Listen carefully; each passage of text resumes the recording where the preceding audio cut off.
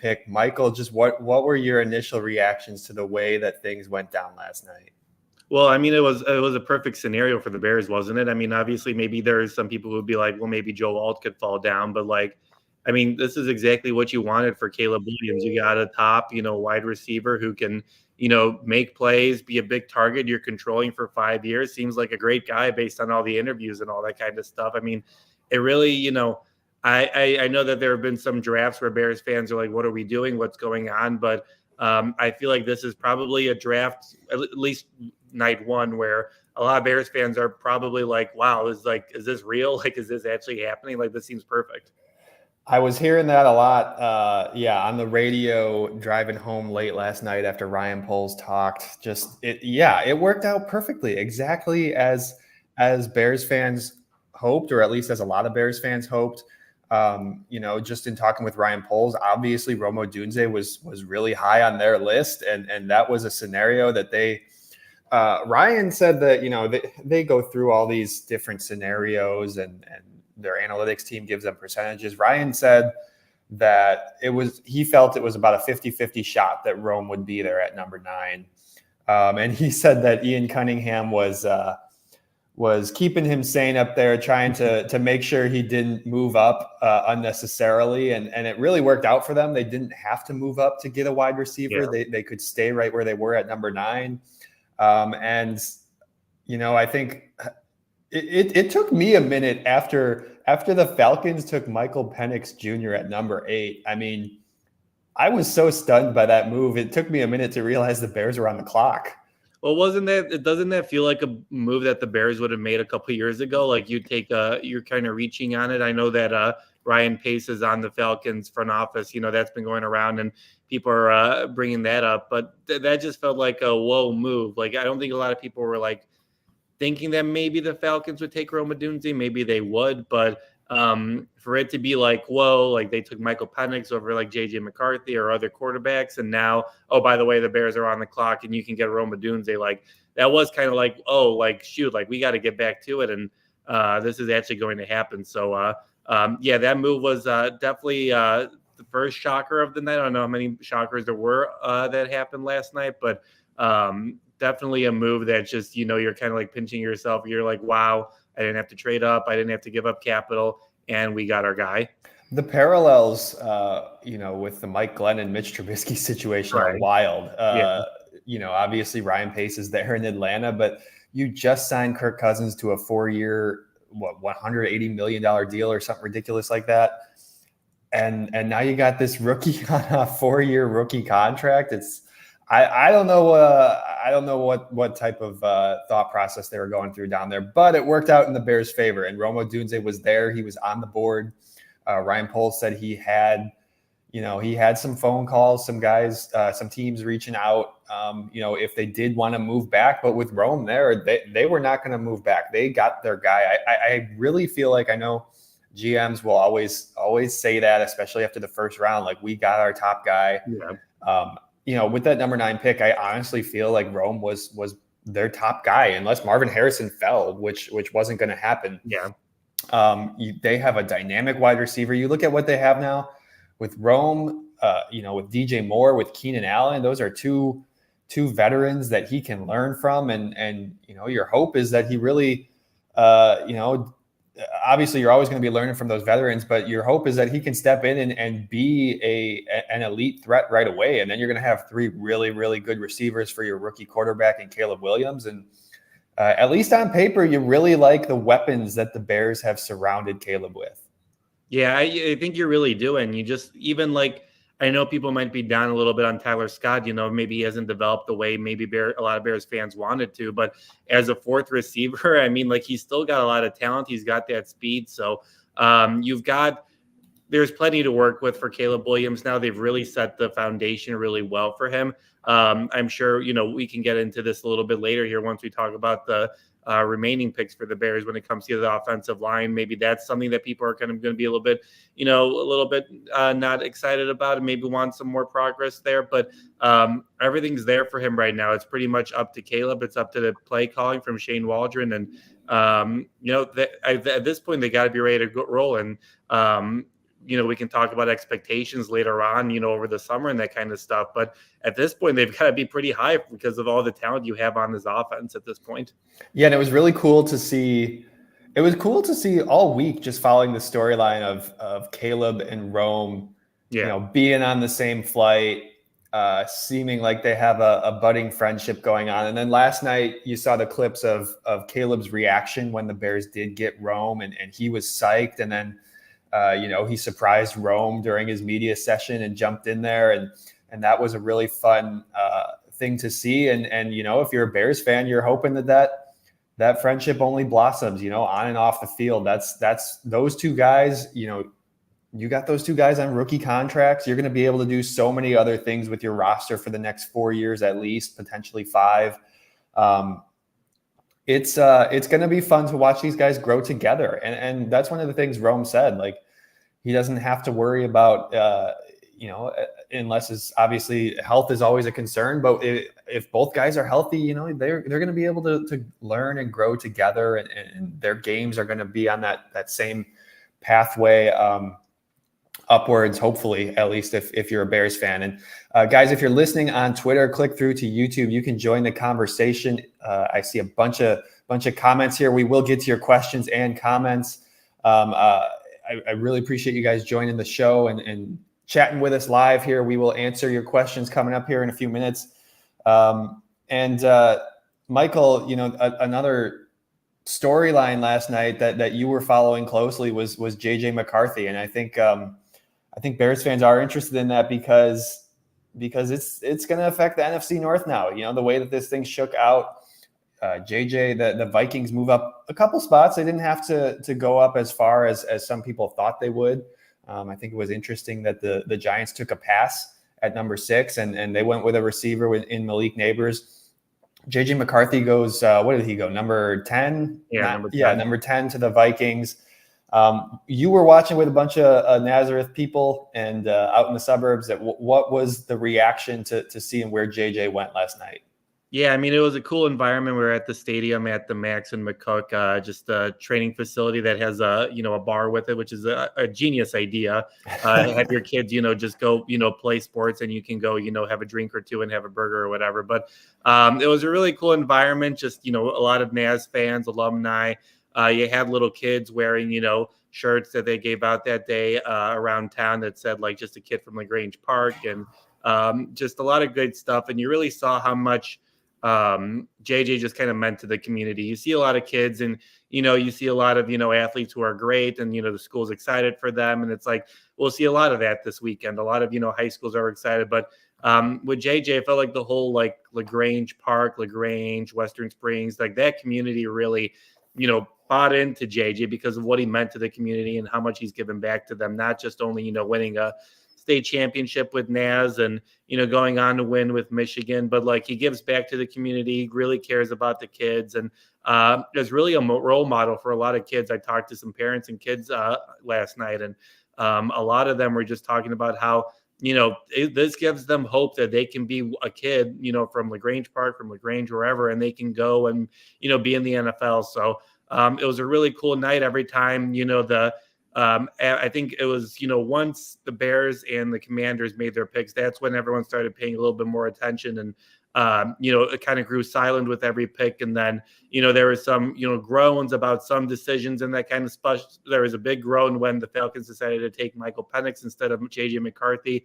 But once the Vikings finally decided to take him, big cheers, hugs, everything like that. So it was a really cool environment just to be around and just to check out, and make sure you check out my story from that last night. A lot of great quotes, a lot of great stuff just about what JJ, meant to the community. It'll be interesting to see what he does with the Vikings now. Like is he competing for that starting spot with Sam Darnold? Is the plan for him to, just kind of, learn for a year and kind of get into it? I feel like it's a really good environment for him. You got Kevin McConnell as the head coach, offensive coordinator. And I think, other than maybe going to, maybe Sean Payton in Denver or even Jim Harbaugh again with the Chargers, but it's a really good environment for him. And I think it'll be fun to watch him, develop, as Bears fans kind of look, well, he's the Vikings quarterback now, and maybe we have to now root for this kid as much.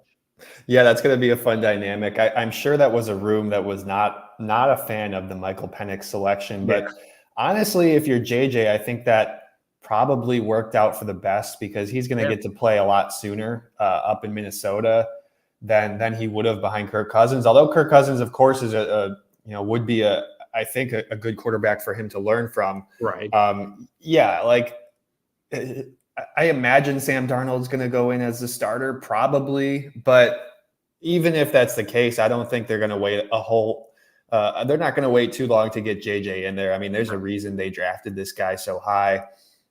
I was a little surprised the Giants passed on him, but not like hugely surprised. I'm sure, there was, and Michael, you were texting me too when the Chargers were on the clock. I'm sure a lot of those JJ McCarthy fans and Michigan fans were looking at the Jim Harbaugh situation and hoping and wanting to see that work out some way. But with Justin Herbert, there was just no way that the Chargers were going to do that. Adam Schefter did report that some teams, including the Vikings, reached out about Herbert this offseason, but not surprisingly, the Chargers are sticking with their quarterback there, at least for now. But yeah, that's a really cool story to see a local guy, drafted so high up in the top 10. I mean, that's a really, you're right. I mean, it gives the youth athletes in the area hope and something to dream for. And you see that with a lot of these guys. And how about 6 quarterbacks in the top 12? Bo Nix too. Yeah. I was surprised to see Denver go with Bo Nix that high. I didn't think, it seems like every year we're talking about potentially, 4 or 5 quarterbacks in the top 10. And every year somebody slides. And I just had the feeling that whether it was Penix, whether it was Bo Nix, one of those guys was going to slide into the second round. I was surprised to see 6 of the top 12 picks were quarterbacks. Yeah, and I was and I wasn't, just based on what the vibes were just heading into the draft. It felt like, we didn't get the top 4 picks being all quarterbacks. Didn't end up happening with the Cardinals and taking Marvin Harrison Jr. But I think people really believe in this class, and I'm really interested to see in a couple of years. We had the 2021 class of Trevor Lawrence and Justin Fields, obviously, and Zach Wilson and Trey Lance, and that didn't really work out well at all. And I'm curious to see, how well is this the class that finally, is actually worth the hype? Where is Caleb Williams good? Is Drake May good? Is Jaden Daniels good? Or Bo Nix, JJ McCarthy, Michael Penix? I'm really curious to see, in a couple of years when we're talking about this, whether this was the class that was actually worth the hype, or whether it's, it was, for Bears fans' hopes. I'm sure they're probably well, hopefully it's just Caleb Williams and everyone else was not good. But I am curious to see just, is this actually going to happen? I think, Drake May, for how much his stock kind of dropped for some reason during the draft process, is still a really good quarterback. I think Jaden Daniels is a good quarterback.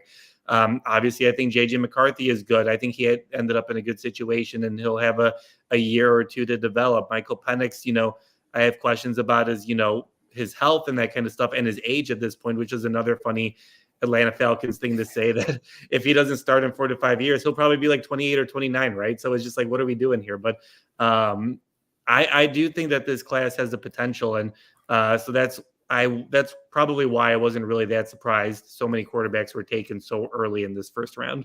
6 quarterbacks in the first round that matched the 1983 draft. There were 3 Hall of Famers in that one, Michael. That's a lot to live up to for these guys. Certainly, job number 1 is to win the starting job. So these guys are going to have to start there. Obviously, with Caleb Williams, that's not going to be a problem. He's your guy. He's Ryan Poles' guy, and it's pretty clear that was the case all along. I mean, nothing that Ryan said last night was really too surprising, but he loves everything that Caleb brings on the field. He loves the way that he approaches things off the field, and it seems like it's going to be a pretty seamless transition as far as obviously every rookie quarterback is going to go through some lumps. There's going to be some hard times. There's one interesting thing that Ryan said last night. I asked him about Caleb's struggles last season with USC, and obviously they went 7-5. It wasn't their best year, And Ryan said that might have been the best thing that ever happened to Caleb, because it's not going to be easy in the NFL. A lot of these guys come from these winning programs. They're used to winning, and the NFL is hard. These games are decided in the last 4 minutes of the fourth quarter, and you're going to lose some games. You're going to go through some tough stretches where you lose a couple in a row, where you have a month where you're not playing well. And that the season that Caleb had and the way he was able to sort of shrug that off and keep playing, Ryan Poles likes that. And that's what he wants to see in his rookie quarterback. And now you plug him into this offense, into this locker room. And yeah, there's there's going to be a lot of excitement all summer long. And this is going to be, I feel like, I know we get really excited for week one every year, but this is going to be one of those years where everybody's paying attention to the Bears in training camp. Pretty much. And I think they've, with everything they've got, people are going to be really interested in, everything that they're doing. And not to divert a little bit, and we don't have to really spend too much time on this, but, talking about quarterbacks, JJ McCarthy, having Sam Darnold and all that kind of stuff. Are you kind of surprised that the Bears didn't, bring in another quarterback to kind of, help shepherd Caleb Williams? One of those deals where it's like, the quarterback isn't going to, challenge Caleb for the starting spot. But are you surprised that the quarterback room looks the way it does right now? And would you kind of think about, bringing in a veteran at this point if anyone's really left? Or are you kind of fine with him, Bajent, and I forget who else they have on? They have Brett Ripien. I'm fine with it, honestly. I mean, there were some thoughts about bringing back Nate Peterson because he and Caleb had worked out, or at least they work out with the same folks out in California or something like that. I think Caleb is such a unique situation. He's so ready for this. Right. I'm not worried about that. And sure, they could still bring somebody in. They could bring in another veteran. You only have 3 on the roster right now. You're probably going to want 4 in training camp anyway, although that's more likely to be an undrafted rookie or somebody. Yeah. But you could still bring somebody in. I'm not too worried about it. I think he has enough voices with Shane Waldron. Tyson Bajent's been around the block now for a year. He can certainly has, I guess he hasn't been in Caleb's shoes in the sense that obviously he wasn't the number 1 pick, but he was a rookie quarterback last year. And so he can help him out in that way, just having gone through this just last year. I think he'll be fine. I wouldn't think that it's look, you don't necessarily, obviously you're not going to bring in somebody who would potentially start over Caleb. This is the number 1 pick. He's going to play right away. Do you want veteran voices in there? Always, but he's got a lot of voices around him, whether that's the coaching staff, whether that's the guys who are on the roster right now. That's my thoughts on it anyway. Yeah, I would probably agree with you. It wouldn't hurt, I would say, to have, a quarterback that maybe isn't like, is good in a injury situation and maybe mentoring and that kind of stuff toward the later part of their career. But it does seem, and we've talked about this previously, Caleb seems like the most battle-tested, prepared quarterback that we've kind of seen in a long time, whether it's, on the field and off the field, with the money, with the NIL, with the celebrity, with the on-field accomplishments. I know a lot of, people would have wanted, a better season from him last year, but obviously, like you mentioned earlier, Ryan Pace thought that was a good experience for him to have. So it does feel like Caleb Williams is probably the most battle-tested quarterback they've had come in since who? I can't even think of, like, would you probably say like Cutler after the trade? Or you obviously had Fields, Trubisky. They didn't have too much experience, but he just feels like a guy. It feels like you're kind of adding a veteran in a way, even though he's like young and a rookie. He was a pro quarterback last year. I mean, the reports are he made, as much as $10 million in endorsement money. Yeah. And obviously he was on every other commercial during college football season. So I believe that, he was essentially a professional quarterback last year. I know it's a super different situation. College and pro are different animals, but I think the Bears are pretty confident that he's going to be able to step in here. And from what it sounds like, he's had a lot of conversations with Shane Waldron over this process. I thought it was really crazy to see that Rome Odunze worked out with Caleb and DJ Moore and Keenan Allen, I don't know when it was, a few days ago, a few weeks ago, out in California. And now those guys are all teammates. I mean, that is just wild that all of that worked out, that they got these two guys. And yeah, if Caleb is the quarterback that the Bears think he is, this passing attack is going to skyrocket. I mean, this was one of the worst passing attacks in all of football last year. They ranked 27th out of 32 teams. And the moves that they made, they can't be that bad, Michael, unless Caleb is a total bust. And I don't think anybody thinks that, at least at this point. They're going to be much improved in the passing attack.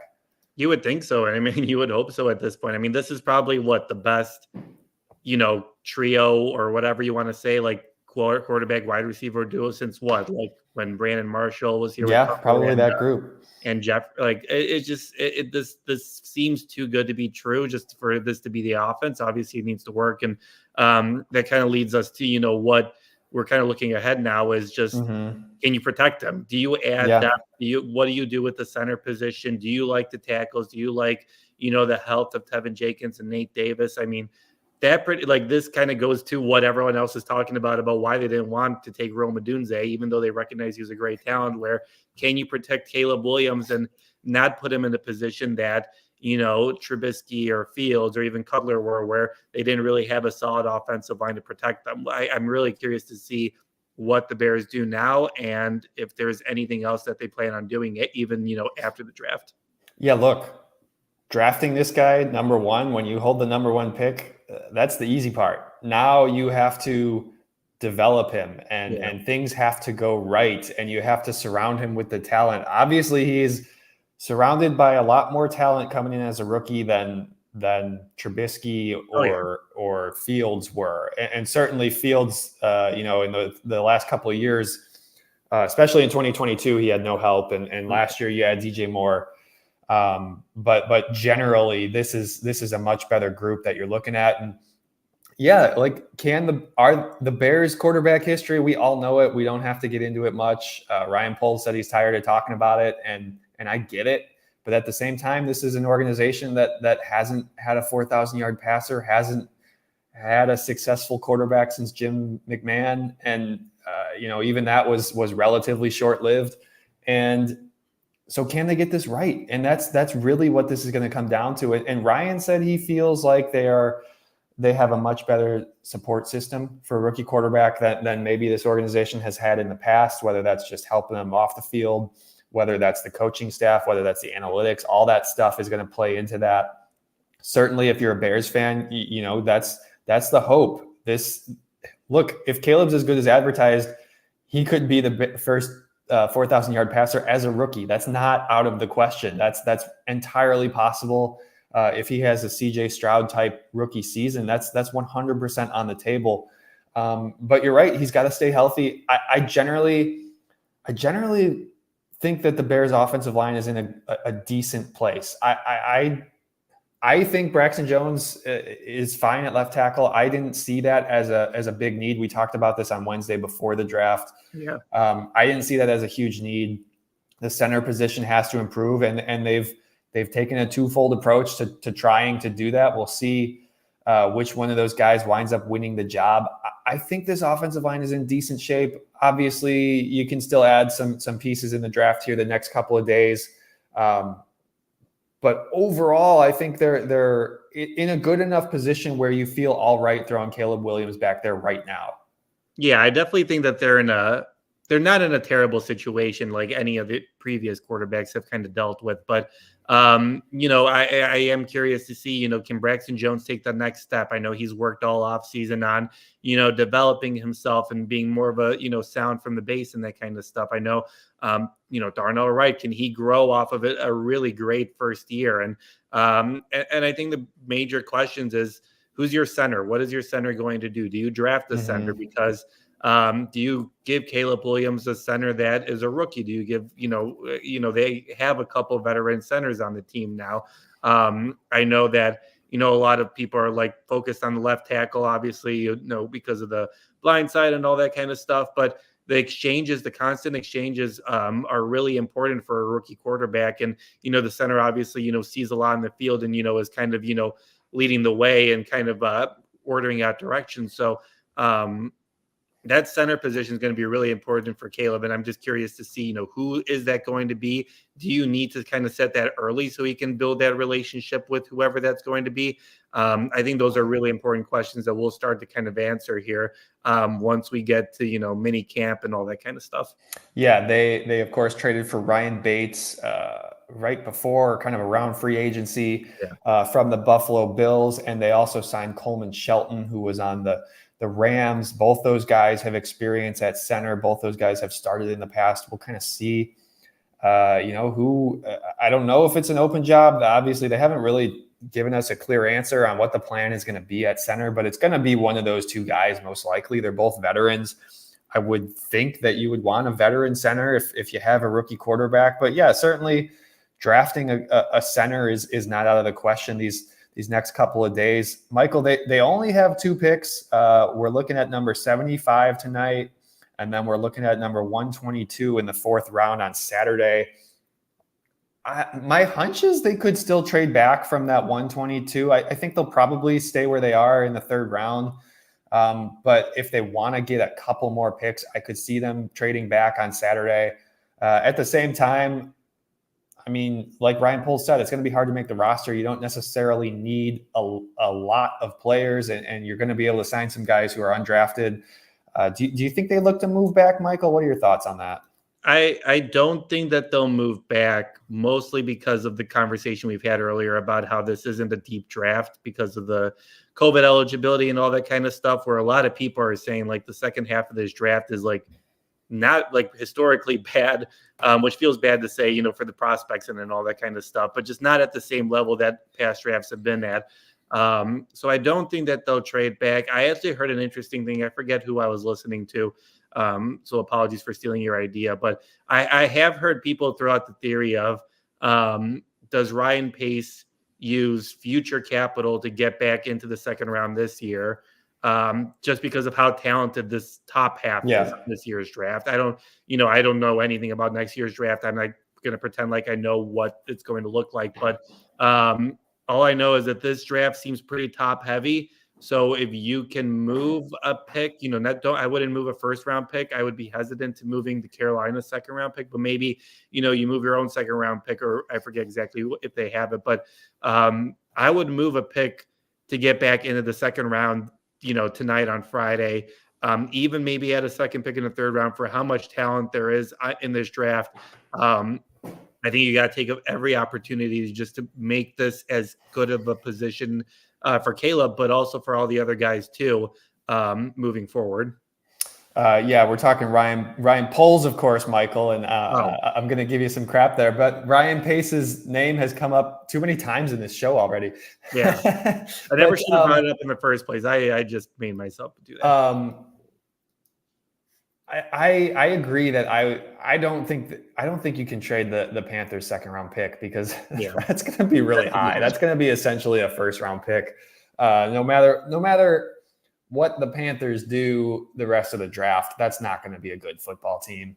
And you're looking at a pretty high 2nd round pick there. Yeah, maybe. I mean, look, if things go well, you're hoping that you're picking in the 20s next year, and your own 2nd round pick is going to be a little bit further down in the 50s or 60s, whatever that would wind up being.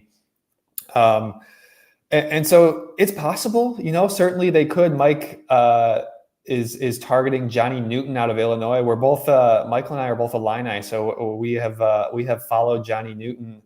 And yeah, he's a guy that a lot of people thought would go in the 1st round. I think the hype for him was a lot higher at the start of this process, and he's maybe dropped a little bit over the last 3 months. But if you're looking for a defensive tackle, and I think the Bears are certainly in the market for a defensive tackle or an edge rusher, he is a guy who's there. He's on the table, and you can get him in the 2nd round.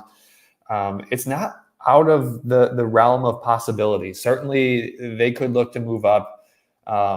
You've only got a couple of picks here. I wouldn't be surprised if Ryan Poles tries to find some way, whether that's moving up trading a future pick and moving up, or trading back in some way to try to get a couple of more picks. And Mike is in the comments here throwing out some. I'm not a gambling guy, but this is fun, so I'm going to throw it up here. Rome Odunze's receiving number is set at 675.5 for his rookie season.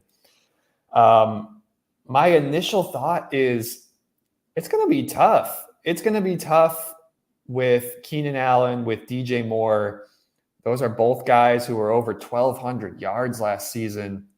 My gut reaction is to go under. I'm not trying to throw cold water on the excitement over Rome Odunze, but I'm just like, where are all these yards coming from? But again, if Caleb throws for 3,500 yards, that's a lot of yards to go around.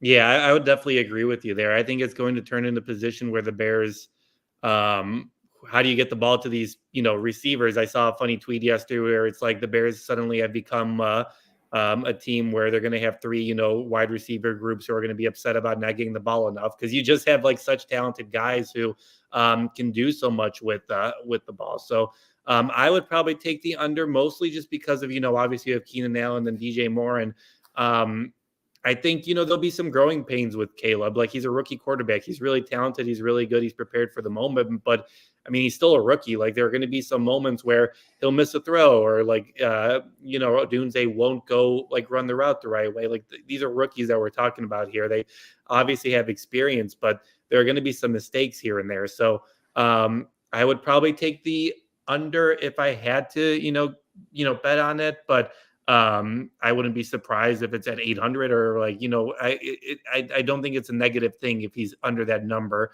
mostly because you've got a lot of talent on this team. And look, injuries happen. One of those top guys could get injured, and all of a sudden Rome Odunze is your number two. They have Caleb. FanDuel has Caleb set at 3,400 passing yards. Rick points out here, it could be hard for Caleb to hit 4,000 if the defense is as good as last year, and we won't need him to throw as much. That's an interesting point. Obviously we're expecting this Bears defense to be really good.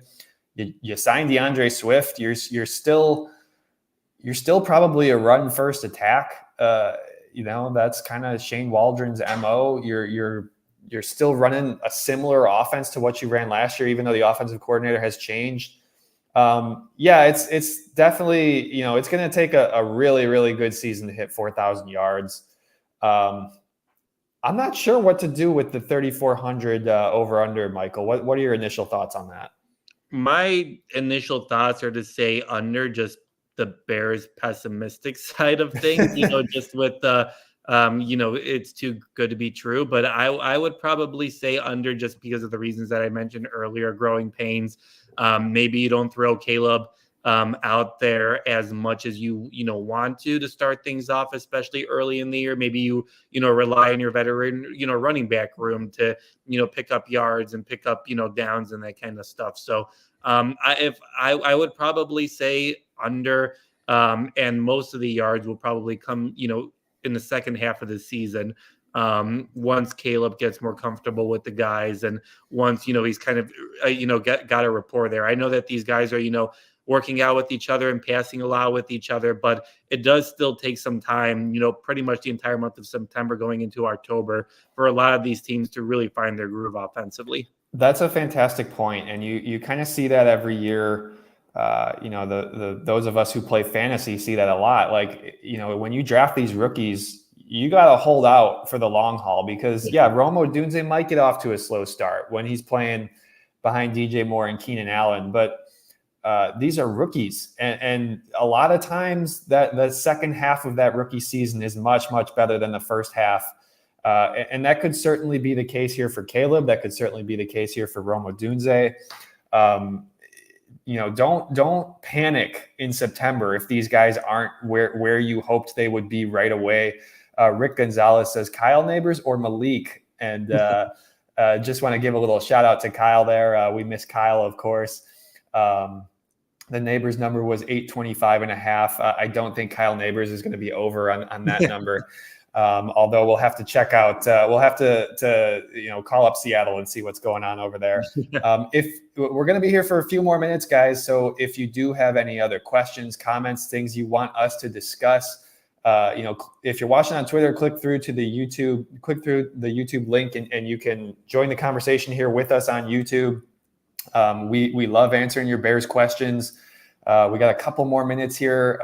Obviously, day 2 is coming up tonight. We're going to get a little bit more time with Caleb and Rome this afternoon, get to talk to those guys in person. They'll be at Hallis Hall today for the first time. Michael, number 18 for Caleb. Thoughts on the number choice? He's going Peyton Manning with his jersey number.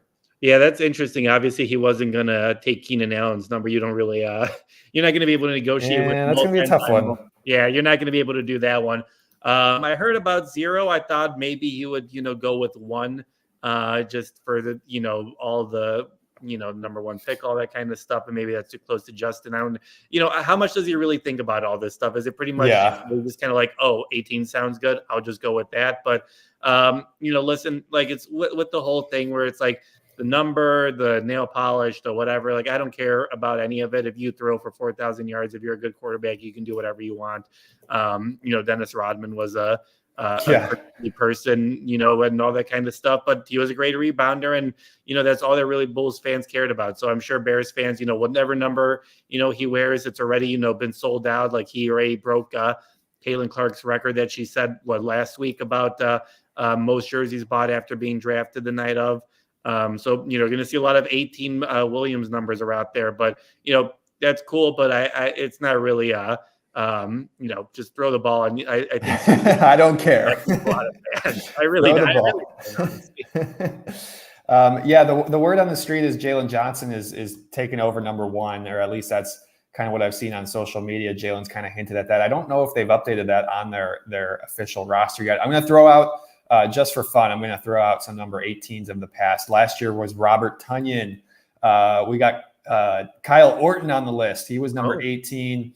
Dante Pettis, that's a recent one. And actually, Pettis just re-signed with the Bears. You could go back to Hunk Anderson in the 20s. That's he wore number 18. Adolf Kissel in the 40s. Here's a great name. Look at this. Eggs Mansk. Oh, Eggs, EGGS. You don't see they don't name them like they used to, Michael. Eggs Mansk wore number 18 in 1937. Those are the good ones. Just looking over this, Dane Sanzenbacher. That wasn't too long ago. That was 2012. Caleb's taking over number 18, and your hope is that he's going to be wearing that for a really, really long time. Rick in the comments says I'm making up names. I'm not kidding. Pro Football Reference says that a guy named Eggs wore number 18 for the Bears. So make of that what you will. Listen, I'm mad that you didn't start the podcast off like this. We really missed an opportunity here. Forget the whole first 38 minutes of this thing. This was exactly what we needed to do to start things off. Is Caleb Williams the next Eggs man? That should be our column. Just get that going and see what the people say. Now I'm going down a rabbit hole. Eggs Mansk was an NFL champion. He's a Pro Bowler. This was a guy. His position was end, and went to Northwestern too. So who's laughing now? He's a champion. Who's laughing now? He's a champion. All right, we got to get going here. Any other last questions? We are. Let's see. Rick says, "Who's our center?" Yeah. Again, like we said earlier, I don't really know. Ryan Bates or Shelton. What's Coleman Shelton? Yeah. Everybody's talking about Ryan Bates. My gut kind of tells me Coleman Shelton. I mean, he started for the Rams last year. I think Bates is a really versatile, and Bates can play all those interior spots, which makes me think he might be sort of your jack of all trades backup. I think the Bears are looking at this like either way, whether they go with one or the other, it's got to be better than Lucas Patrick was last year. I got to think that's kind of how they're approaching this, and they're giving themselves 2 shots at this thing, and maybe 3 if they draft another one. But it's going to be one of those 2 guys, most likely.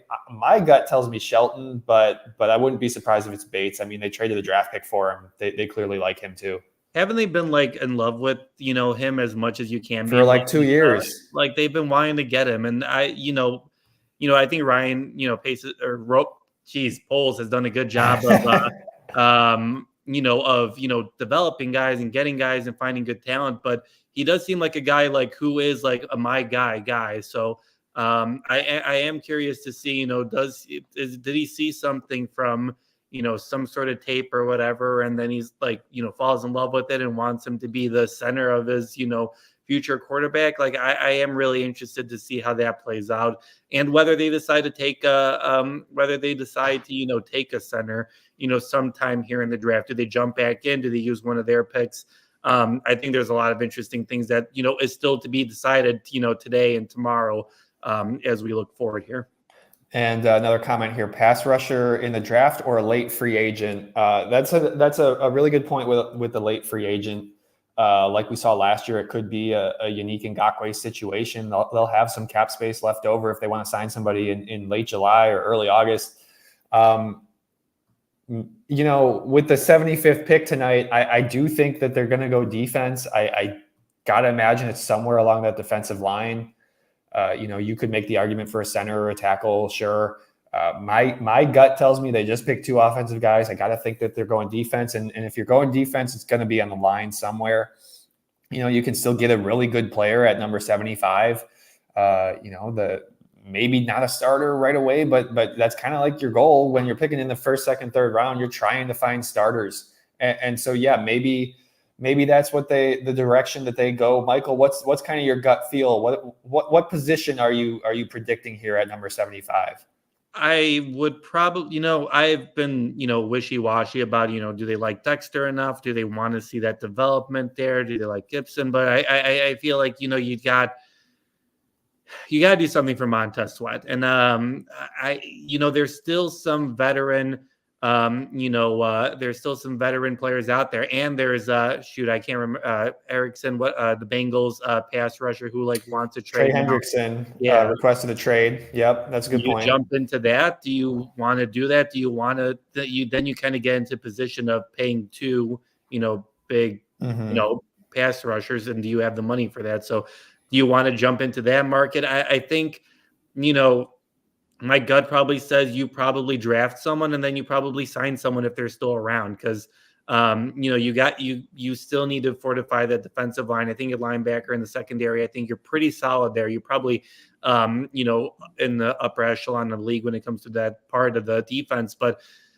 the line, I still want to see a lot from it. And it's still something that, is kind of essential to Matt Eberflus's defense. He needs that, 3 technique. I know everyone talks about the 3 technique, how important it is and all that kind of stuff, but he's still looking for that. And, we've seen good stuff from Eberflus's defense, but you still need to put in the parts there. So I do think that they'll probably take they take a pass rusher in the draft, but I also don't think that means that stops them from signing a veteran when it comes time to, June, closer to training camp.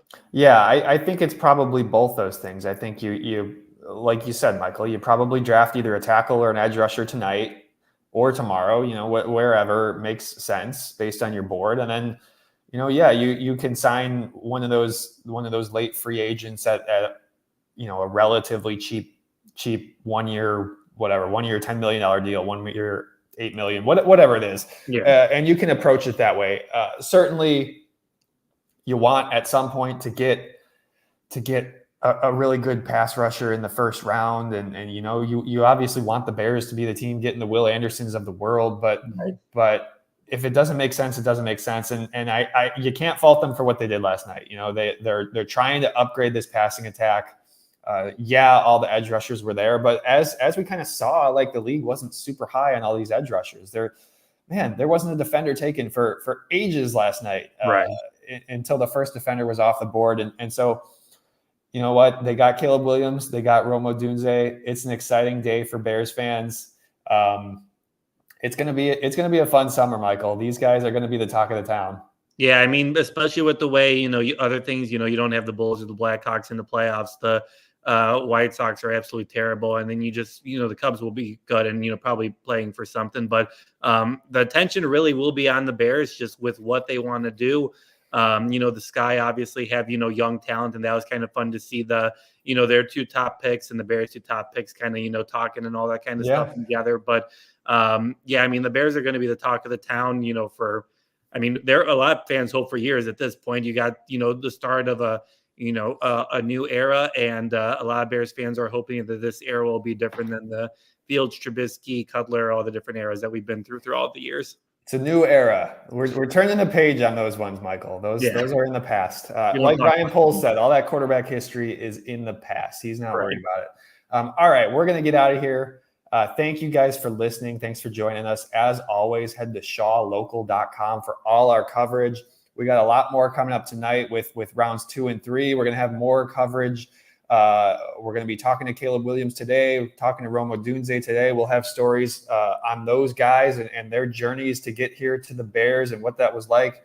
So head to shawlocal.com. You can find me at Sean_Hammond. You can find Michael at Dwojak94 on Twitter. And we're both on Instagram and Threads, wherever you get your football news. This has been the Shaw Local Bears Insider Podcast. For Michael Dwojak, I'm Sean Hammond. I just messed up my own name. I'm Sean Hammond. It's been a long night, guys. Get some coffee. Enjoy the rest of the draft and have a great day, everybody.